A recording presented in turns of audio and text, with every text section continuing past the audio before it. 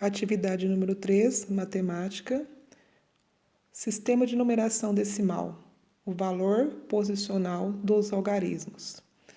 O que significa valor posicional dos algarismos?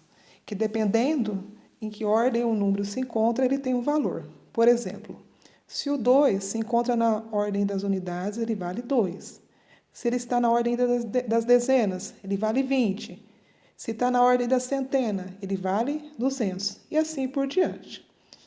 Aqui vocês têm o exemplo do número 37. O 7 na ordem da unidade vale 7.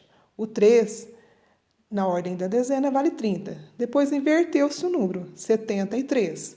O 3, que está na ordem da unidade, valeu 3. E o 7, que está na ordem da dezena, valendo 70. O que consiste a atividade número 1?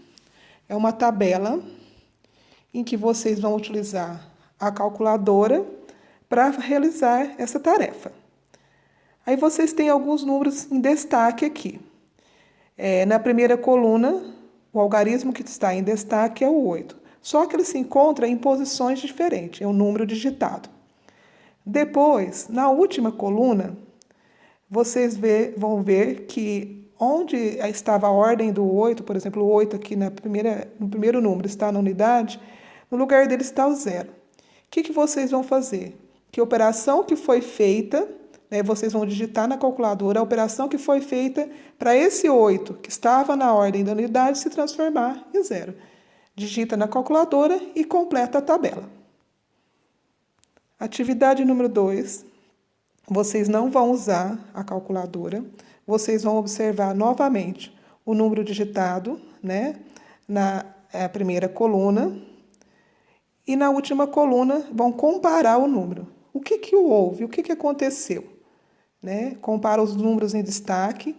Vocês podem olhar essa explicação que eu estou dando, para poder destacar o número de vocês melhor, que como o xerox de vocês está preto e branco, talvez não esteja muito nítido. Então, usem essa explicação para poder comparar. Então, aqui a primeira coluna do número digitado, a última coluna do número digitado, certo? E vocês vão colocar na coluna do meio a transformação, operação feita. Terceira atividade. A terceira atividade, vocês vão olhar a sequência numérica e observem que tem algumas setas, elas estão de cores diferentes. Pintem as de vocês para que facilite a resolução desta atividade. Essas duas primeiras aqui estão mais claras, aqui um verde mais escuro. Aqui tem essas duas são brancas, e a última o verde escuro. Observem os números e veja quanto que significa cada flecha dessa aqui. Comparem o número, comparem cada ordem, veja se aumentou, quanto que aumentou, para vocês descobrirem o valor de cada flecha. Bom trabalho!